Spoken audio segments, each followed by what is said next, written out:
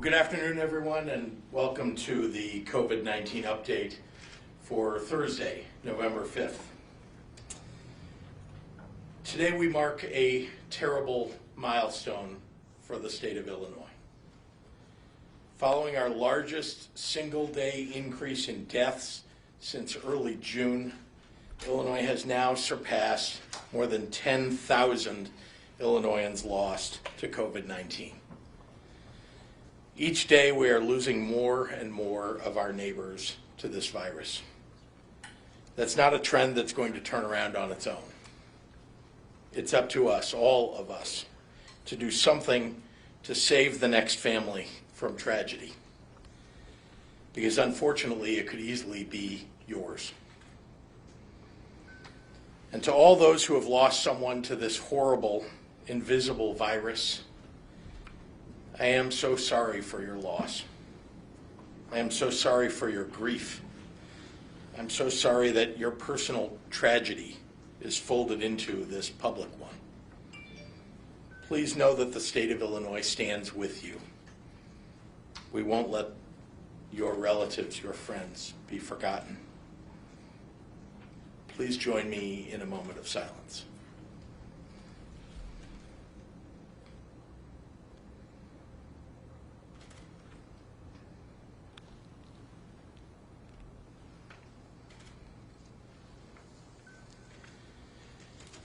To all Illinoisans, I cannot stress enough the severity of our situation. IDPH is looking at proposing further regional and statewide restrictions because the rise in cases and hospitalizations is unsustainable. But I cannot stress how important your individual actions are right now. What you do, what we all do, will determine how much worse the coming weeks will look. We are seeing record numbers of new COVID-19 cases across the state. Our community transmission rates are at drastic levels. In the last week alone, we've seen our state case positivity climb from 6.9% last Thursday to 9.1% today. And our test positivity, which we use for mitigation decisions, similarly climbed from an average of 8.2 then to 10.5% now. In 1 week. Yeah. 1 week. That's on top of massive growth since the beginning of October. We've seen our case positivity rate in the state nearly triple. As has been the case for weeks now, this comes as Illinois sets new records in testing. Today we reported our 8 millionth test, and we're now averaging more than 82,000 tests per day. That's good news, and we're continuing to build on that. But at this point, the rate of growth in our positivity is far outpacing our growth in testing. In other words, the more we test, the more we're finding people infected with the virus. That's awful news. Offsetting that is that we're finding infected individuals earlier, both because people are getting tested when they're contact traced or when they're, exposed to someone who is sick.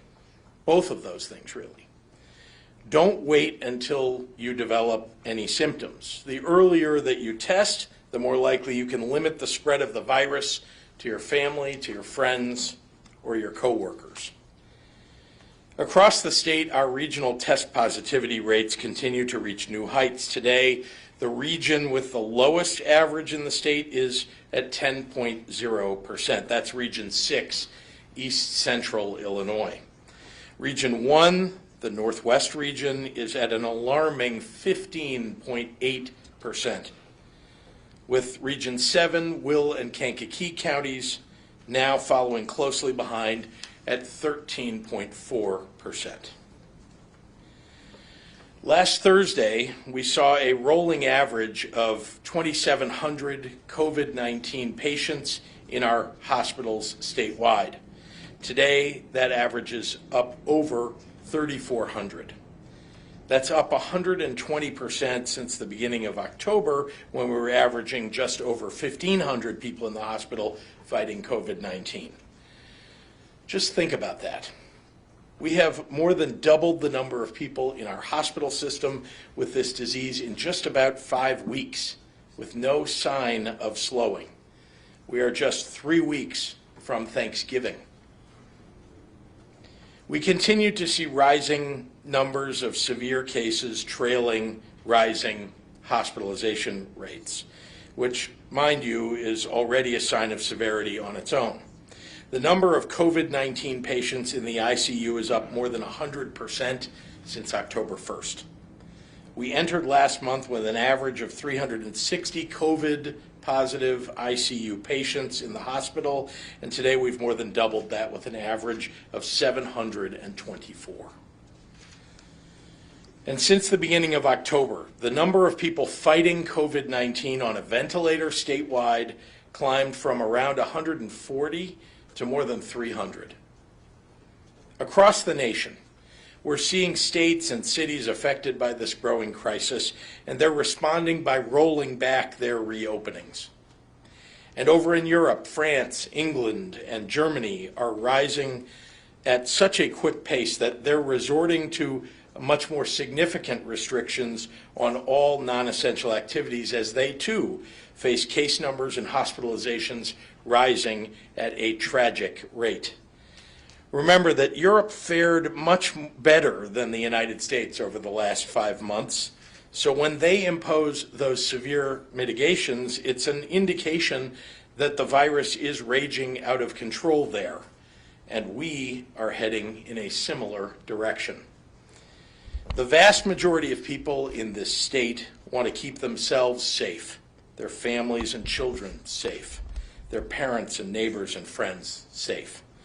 And they know that masking and distancing and limiting public gatherings are the right way to do it. But if others don't change their behavior, which we're going to experience, if they don't change their behavior, we are going to experience a surge in hospitalizations much higher than where we are now. And in some areas of our state, that will mean that you'll run out of hospital beds and nurses and doctors who can treat you. If the current trajectory continues, if our hospitals continue to fill up, if more and more people continue to lose their lives to this disease, we're going to implement further statewide mitigations, which nobody, and I mean nobody, wants. So we have got to get these rates of community transmission down. And the only way that's going to happen is if mayors and city councils and county boards across this state stand up and say, this needs to change. Far too many local governments across the state are failing to enforce any mitigation measures, allowing this continued rise in positivity to balloon out of control. It's time to take some responsibility. That's the only way that we will get out of this without having to implement more and more restrictions across more industries and across the entire state. Because frankly, I can tell you that these numbers are drastically increasing. And I can tell you that till I'm blue in the face. But if local leaders don't step up, if high-risk industries don't act accordingly, if families don't put off that gathering or dinner party, if people don't wear a mask, we're heading down a very dark, dark path toward where we were last spring. Let's not let that happen. With that, I'll turn it over to Dr. Ezike.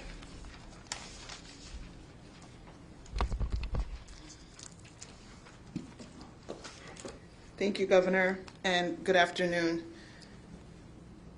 Just following up after what the Governor has shared, both in his words, graphically, the message is the same. And to follow on that, I need to talk about the upcoming holiday season, traveling to see family and friends.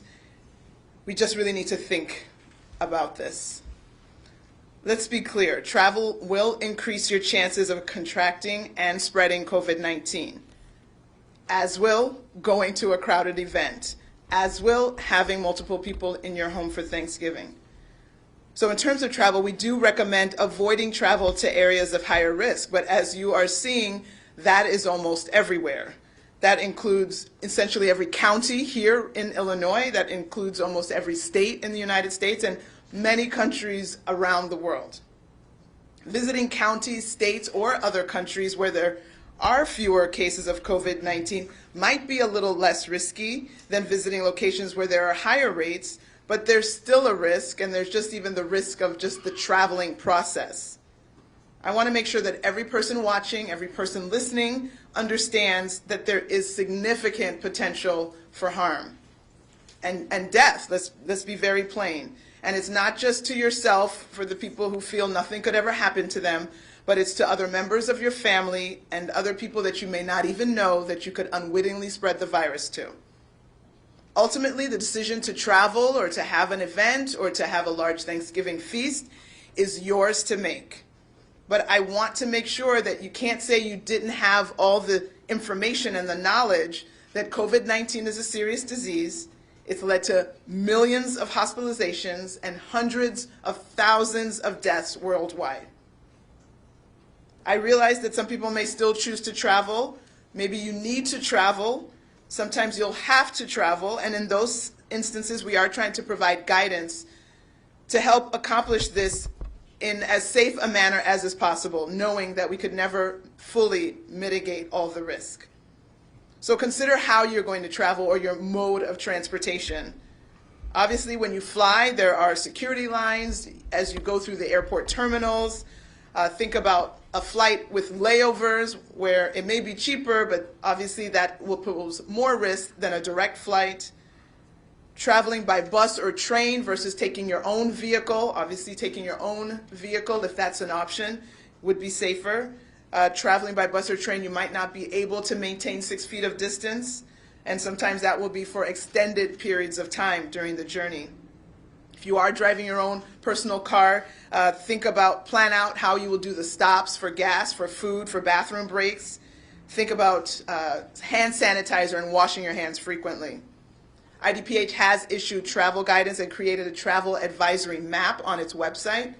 This is to help you make more informed decisions about travel if you have the choice or if you can postpone, but you can look there to see what's going on around the world. This is available at www.dph.illinois.gov/travel. We all want to be with our friends and family for the holidays. But perhaps this holiday, as we have already done for most of 2020, we are going to have to do it COVID style, and that means virtual. We'll have to stay at home and forgo the large gatherings so that we will have future events that we can be with our friends and family. Today, we are reporting 9,935 new cases. These are not duplicates. These are not people who took 5 different tests. These are new individuals diagnosed with COVID for a total of 447,491 cases. And as the governor mentioned, that includes 97 newly reported deaths for a total of 10,030 lives lost. And not that the 97 is not enough, but that includes individuals in their 20s, 30s, 50s, as well as people in their 60s and over. 3,891 people were reported to be in the hospital overnight with COVID-19, and of those, 772 patients were in the ICU, and 343 patients were on ventilators. In the last 24 hours, 86,015 tests have been reported for a total of more than 8 million tests. So as always, let me close with wear your mask, please. Wash your hands, please. Watch your distance to other people. And if you haven't already, get your flu shot. We are really at the point where we are concerned that whether you have the flu, whether you have COVID, whether you have chest pain, whether you have stroke-like symptoms, we are worried that there won't be a bed enough for everyone. So let's make some decisions now to decrease from the nearly 10,000 cases today. We can do something about the future number of cases that are identified. Thank you. Buenas tardes. Sé que todos están pensando en los días festivos y ir de viaje para ver a familiares y amigos. Quiero ser muy clara. Viajando aumenta sus posibilidades de contraer y propagar COVID-19. Recomendamos evitar viajar a áreas de mayor riesgo, que en este momento incluyen casi todos los condados de Illinois, casi todos los estados de los Estados Unidos y casi todos los países del mundo. Solo quiero asegurarme de que cada persona comprende el riesgo y el potencial de daño. Sí es su decisión, pero toma esta decisión con el conocimiento de que COVID-19 es una enfermedad grave que ha afectado mucha gente en todo el mundo. Si tienes que viajar, es importante pensar en tu modo de transporte. Cuando volamos, enfrentamos líneas de seguridad y terminales de aeropuerto, y vuelos donde hay que cambiar aviones nos ponen en mayor riesgo de exposición al COVID-19. Viajar en autobús o tren significa sentarse o pararse a menos de 6 pies de otras personas, a veces durante periodos prolongados.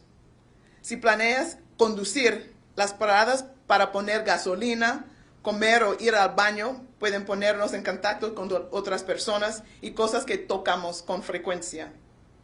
IDPH ha publicado una guía de viaje y ha creado un mapa para viajes en nuestro sitio web para ayudar a las personas a tomar decisiones informadas sobre viajes. Visita nuestro sitio web en www.dph.illinois.gov/travel. Todos queremos estar con nuestros amigos y familiares durante los días festivos, pero en estas vacaciones debemos quedar en casa para poder estar con los amigos y familiares durante las próximas vacaciones. Hoy estamos reportando 9,935 casos nuevos de COVID-19, para un total más de 447,000 casos en Illinois. Eso incluye 97 muertes adicionales para un total de más de 10,000 vidas perdidas a este virus. 3,891 personas pasaron la noche en el hospital con COVID-19.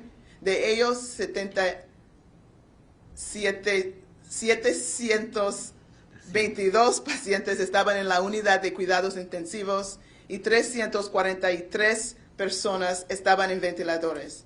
En las últimas 24 horas, 86,015 pruebas fueron hechas para un total de más de 8.1 millones de pruebas en Illinois. Y como siempre, practica por favor los 3 M's. Usa su máscara, lávese las manos y mantenga su distancia. No olviden, vayan por su vacuna contra la influenza. Necesitamos toda la protección que podemos obtener contra estas 2 enfermedades. Muchísimas gracias para su apoyo. And with that, I will turn it over to Governor Pritzker. Thank you, and happy to take questions from members of the media. Eric? And when we're talking about broader measures, stricter mitigations, like you've just stated, what are some of those things that look like immediately, and how far away are we from that? Well, as I say, if the numbers keep going in the wrong direction, we will need to impose further mitigations. I think we all remember what phase 3 looked like or phase 2 looked like. Those are all things that are under consideration. Remember that it's the exposure that people have to one another, the way they expose themselves, in other words, wearing a mask or not wearing a mask, whether they have distance from one another. Those are all the things that affect whether the virus is going to be spread, whether you're indoors in greater numbers than you should be, and so on. And so all of the things that we looked at and did over the last 6 months are things that are under consideration for what those new mitigations might look like. But let's just be clear, you can go look at all of the mitigations that we had in previous phases of Restore Illinois, or in the mitigations that are in the resurgence mitigation list, Tier 1, Tier 2, Tier 3, which have been on the table on a regional basis. All of those are frankly, potential mitigations that we would put in place statewide. I had a question from my colleague, John Garcia. You talked about enforcement, local enforcement. Yes. There's a report out of McHenry County, 90% of businesses, even if that number seems high, it's significant. Even if that number were lower, 90% of businesses not complying with the indoor dining ban. Even if local law enforcement was really trying to enforce this, I mean, when you have that many people believe me, when one of them gets a citation, others hear about it. When 5 of them get a citation, all of them hear about it. They know that if there was enforcement, if there were actual consequences for their actions at the local level, and they're supposed to enforce state laws, state regulations, state laws, that is their job. And when they don't enforce them, people die. Yes, sir. Yesterday, Dr. Ezike said that we should be testing ourselves more and more, perhaps even if we don't show symptoms. Do we have the capacities to sustain that kind of testing?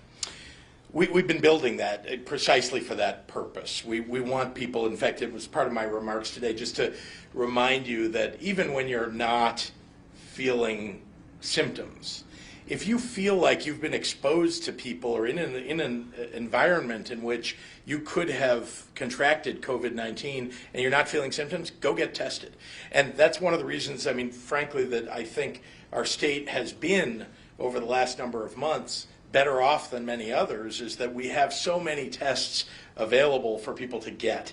We want people to do it. We want people, even when you're not feeling symptoms.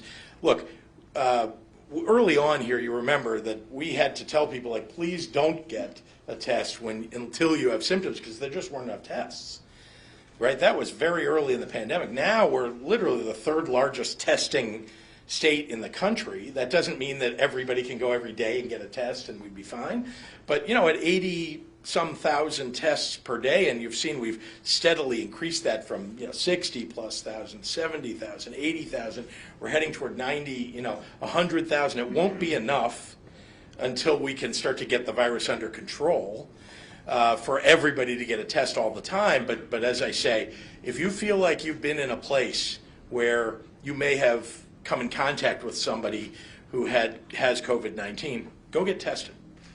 And yes, we have the capability to do that. Yes. I have an off-topic question. Is that okay? Sure, of course. Unless anybody else. Yeah. All right. This has to do with unemployment. Today, the new numbers from last week came out, and there were more than 73,000 new unemployment claims filed in Illinois, which was a 38% increase from the week before. Not all that surprisingly, considering the new mitigation efforts. And considering the situation of the national economy too, because we've seen this happen in other states too. Yeah. And I'm sure a fair amount of those people, we could assume, are restaurant workers and bar workers and such too, who may not have their jobs. But that aside, considering that's a 38% increase from the prior week, and for example, there are still more than 153,000 PUA claims that have not been paid out yet in the system. Are you concerned about how IDES will be able to handle this second surge? And could you elaborate on anything new that's being done to potentially prepare for another round? Sure. Well, let me be clear. IDS is in a much better position today than it has been at any time during this pandemic. Many upgrades have been implemented. We have a new leader at IDES. She's doing a terrific job. We've brought in technology to help us with processing to make sure that we're answering, calling back people much faster. Obviously, any increase in unemployment claims is tragic for the people who have to endure that, and it makes it more difficult to catch up and make sure that we're responding to people very quickly. But people are getting called back, and they are getting their unemployment claims met. more is worse for our state. More is worse for our state. There's no doubt about it. I also want to be clear that you talked about the PUA system. That system is rife with fraud all over the country because the federal government set it up wrong. And so there are literally weekly calls among all the states to discuss how they're going to manage dealing. The FBI is involved in this, the Justice Department is involved in this, our Attorney General's office is involved in this. It's a huge system that got created with, frankly, that's allowed people to, using stolen identities or, trying to figure out somebody's name and using it in a PUA application. And so to the extent that people are not getting those PUA, benefits filled, one of the challenges has been the massive fraud that the federal government kind of built into that system, and that's going to have to be worked through in every state, and every state is working on it. We're actually in a slightly better position dealing with that than many others. And a quick follow-up: are Yeah. you concerned about the state's ability not to pay out the claims but to pay for them? I mean, I understand there's a trust, correct? Well, the PUA system is all federally funded. Okay. So the answer is, my concern is that your federal tax dollars were wasted by the fraud that was built into that system. And regular unemployment claims, are you concerned about the state's ability to absorb that cost? Well, I'm concerned every state's got the same problem. Every state has massive unemployment claims that it's paid much more than they expected. We too have that problem. And so, we'll work our way through it. It certainly will help that we'll need from the federal government to support unemployment for every state and for the state of Illinois as well. And obviously we have an agreed bill process to work through business and labor working together to make sure that system is solvent. Just to follow up on the stricter mitigation. Sorry, Yeah. You're good, okay. On the possibility of stricter mitigation. Yes. You said in the past it takes a couple weeks for the resurgence mitigations to take hold. It does. And really evaluate that. Are we in a place where you are evaluating what's been happening? Yes. And you think that the resurgence mitigations are not working? Well, it is clear that the numbers continue to go up, even in places where we put those mitigations in place a couple of weeks ago or 3 weeks ago. And so as we watch those numbers, again, nothing's exact here. This virus doesn't follow an exact path or timing. But 2 to 3 weeks, and I look to Dr. Ezike, 2 to 3 weeks is at least a time in which you can start to see, is there a bend in the curve? What's happening? By the way, the virus, it doesn't slow down. The virus does what it wants to do. The question is whether people are following the mitigations that have been put in place. If they're not following the mitigations that are put in place, then no mitigations that you announce, or if you don't enforce them at the local level, like we were talking about earlier, guess what? And if people aren't following them themselves, which is much preferred, enforcement is, your secondary measure. People should just do the right thing here for themselves and their families. And ultimately, we do believe these mitigations work, but people have to follow them. And I think that, just as importantly, some mitigations are less effective than others. Obviously, we saw back in the spring a complete stay-at-home order, not something right now that we're considering, but that worked, right? You saw that from the moment we put it in. Remember, it took 6 weeks from the moment we put it in for us to see a peak, and then begin to come down the other side. You remember? And it was about March 21st to about May 6th. Now, that's to get to a peak, right? You can see in the middle of it whether the curve is bending. And then you want to hit a peak and start going the other side. We're looking for the curve to bend. Right now it's in a linear fashion heading up. All right, we got to get to some questions from the internet. John O'Connor is asking, Wednesday you said you ran for governor to handle the budget responsibly because revenue never matched expenditures. Then you signed a budget with a $5 billion gap, hoping for federal aid that hasn't come. Was that responsible? Why should taxpayers believe you can fix this? Well, I don't think anybody thought when I was running for governor, nor did I, that we would have a pandemic that would take billions of dollars out of our state budget. And I did balance the budget for 2020. I balanced that FY 2020 budget, and we were running ahead on that budget. We actually had a surplus running under the budget that I got passed. But along came a pandemic, and that'll put a multi-billion-dollar hole in anybody's budget. This is from Rich Miller at Capital Facts. I'm hearing increasing anecdotal reports of long lines at testing stations. Representative Deb Conroy related a story today. Is there any evidence that this is a widespread problem, or is it confined to certain areas, and what's being done about it? I would say whenever we discover that there are long lines, untenably long lines, obviously if people have to wait a little bit, that's not bad. If they have to wait hours, that's bad. Whenever we hear about those, we start to increase testing capability in that area. Sometimes we move mobile assets into the area. Sometimes we go to the hospitals or other medical providers and ask them to start or expand implementing them. The fact is that we're trying to react wherever we see that, and when we hear about it, it's not a good thing, right? It's something we want to address everywhere in the state if we hear about it, and I hope people will report that to us. Dave, Tony at WBZ, and a few other people are asking about Senator Durbin's comments yesterday, and if Speaker Madigan should remain chairman of the Democratic Party in Illinois, and what role do you think his investigations played in voters rejecting the fair income tax? Look, I agree with Senator Durbin that opponents were able to tap into voters' concerns about corruption and their lack of trust in government. There are real challenges there, and that I have proposed significant ethics reforms that I know that the legislature needs to take up. The Republicans and the billionaires that sided with them were, effectively able to use the speaker as their foil, and that hurt our state's ability to get things done. And the truth is that Democrats are standing up for the middle class and getting important things done to support them, but. It is clear that Senator Durbin is expressing something that I think is accurate. Does the state still intend to borrow money from the Fed's MLF program, and if so, how much and when? It's a good question.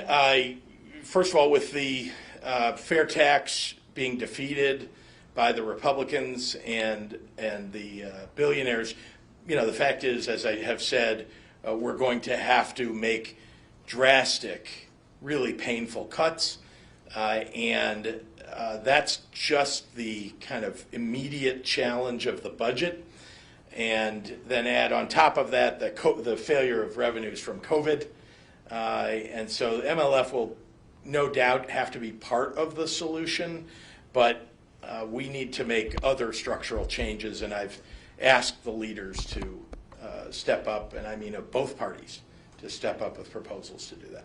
And we have a follow-up question. To be clear, you agree with Senator Durbin that we need new leadership at the party? Yes.